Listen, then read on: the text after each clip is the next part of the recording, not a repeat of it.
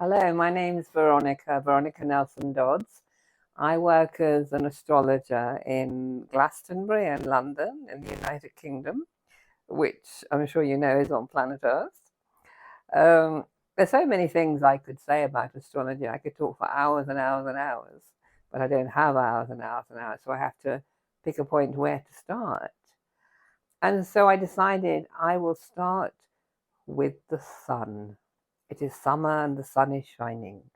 And most people think of astrology as just their sun sign, what you see in magazines and newspapers, which actually is there for entertainment purposes anyway and doesn't have anything to do with the real art of astrology, which is also called the divine science. An astrology reading will look at a map of the solar system at the moment of your birth. So that's on the day, month, and year of your birth, at the time of your birth, as seen from the place of your birth on planet Earth. And this map will describe your whole life. It will describe your body, it will describe your emotions, it will describe your thinking self or your mental self and your spiritual self. So there's a lot more to astrology than just sun signs. There are 3,000 parts to a chart. But obviously in a reading, which on average is 90 to 120 minutes, one cannot look at everything. So back to the sun in your chart. Most of you watching this will know I'm a Leo, or I'm a Cancer, or I'm a Scorpio. So let me try to describe to you as best I can what the sun means in an astrological context. But we can't separate astrology from astronomy because we wouldn't know the positions of the planets without the astronomers. So if you look up in the sky, we all know where the sun is. Some days there are clouds in front of it and it's not shining, and other days, well, at night time, when the Earth has turned on her axis, we can't see her. The sun is on the other side of the world. But back to the birth chart. The sun in the birth chart will describe who you essentially are, what some people call the essence or the higher self or the inner God or the soul, which may come from solar, which means sun. The word appears everywhere in our language. Someone does a speech on stage alone, it's called a soliloquy. So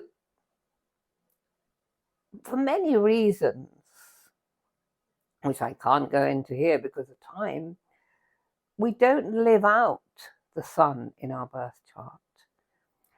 This is influenced by the period of history we're born, the culture into which we're born, our family systems, our educational systems, our culture, our society.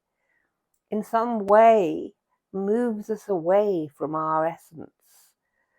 Each society has certain rules and do's and don'ts, and some of them don't align with who we really are as a person.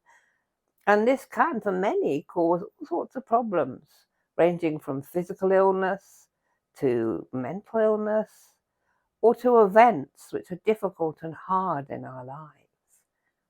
Every astrologer works in a different way in the sense that how they have lived their life is bound to influence how they will look at a birth chart.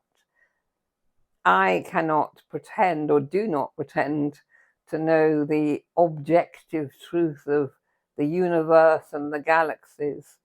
I'm not erudite in that way.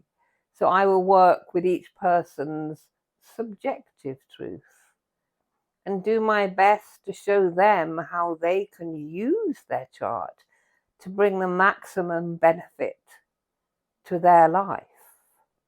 How they can let the sun shine, the sun which is them, shine in the best way through their life.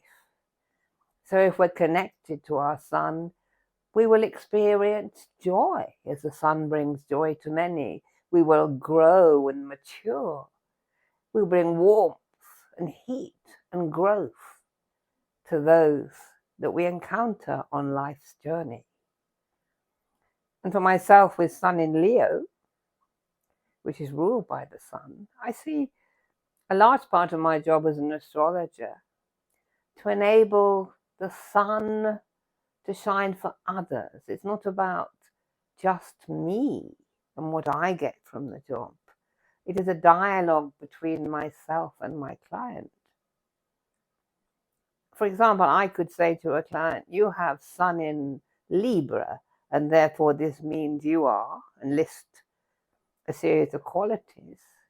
But actually that person I'm talking to, my client, knows a lot better than I do how their Sun manifests. How can I know what they think about in their darkest moments? How can I know how they express their happiest moments? How can I know what their greatest ambition is? The chart will give me some idea. And a very important part of astrology is time. The most basic time being the time of birth. But all the other planets orbit around the Sun at particular speeds. And this will influence the timing of events externally in the person's life and what happens internally to the person. Some kind of growth or state of being they go through is not random. It is influenced by cycles, the cycles of the planets. And each of you listening to this is on planet Earth. And particularly if you're in the United Kingdom, we see cycles every year. The most obvious ones being the cycles of the seasons. From the first day of spring, at the spring equinox, right around the cycle to the darkness in the northern hemisphere of the winter. And again in spring, so much activity has been happening under the ground in winter that shoots will come up in spring and the cycle starts again.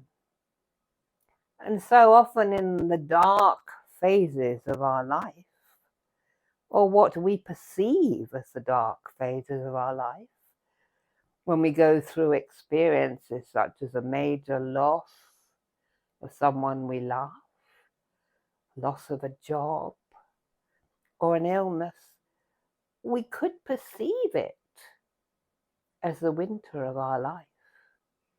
But it is often these dark phases in our life that bring the greatest growth and joy into our life. Like the winters of our life can lead us to spring and to joy. And the recent events on planet Earth, such as the COVID pandemic, were perceived by many as a great winter of life. So many people lost loved ones. And I am not going to devalue or deny the pain or loss of grief. But others, they had great prosperity of a kind that our society doesn't really value. They might have lost a lot of money or the dreadful pain of the loss of a loved one. But there was another prosperity that we all had. We had prosperity of time. We were locked down in our homes. And all the things that we quite often complain we don't have time to do, this winter of our life gave us that time. The home in which we were locked down is ruled by the moon in the chart, as is the past, as is what Sigmund Freud called the unconscious mind. And in Western society, we're very much a sun or solar society. But during the lockdown, we had a great opportunity to connect with our moon in our home ruled by the moon. We had time to reflect on the past, and some had time to understand what was going on deep within them. And I know this was very, very painful for many. But for those who were used to reflecting and looking in, this was a very fruitful time. So to come to a question often asked of me as an astrologer, I'll mention something in a birth chart and somebody will say, well, is that good or is that bad?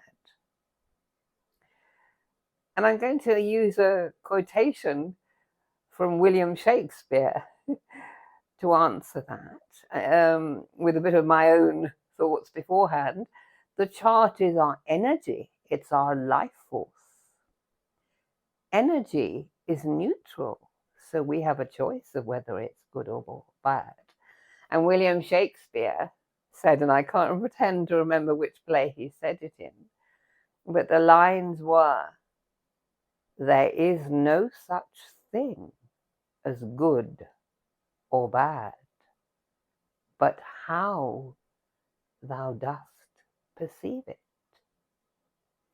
And so with the astrology chart, there's so much negativity and judgment around the chart quite often. But my belief is, and it's only my belief, I'm not saying I'm correct, but my sense and my strong belief and my inner knowing tells me that the cosmos does not judge us as good or bad. The cosmos is all loving and accepts us. It is the human mindset that judges whether we are good or bad. If we think about it and what is going on planet Earth, there's so much prejudice against religion, creed, color, sexuality. The cosmos does not judge these things, only the human mindset. And the human mindset which judges is coming from a place of fear. The human mindset which is coming from a place of love does not judge. Love does not judge. So as an astrologer, I would say perhaps my greatest aim, and I can only do this in a small way, just plant my own seed on the garden of earth in collaboration with others, is to help people to experience love rather than fear. Thank you.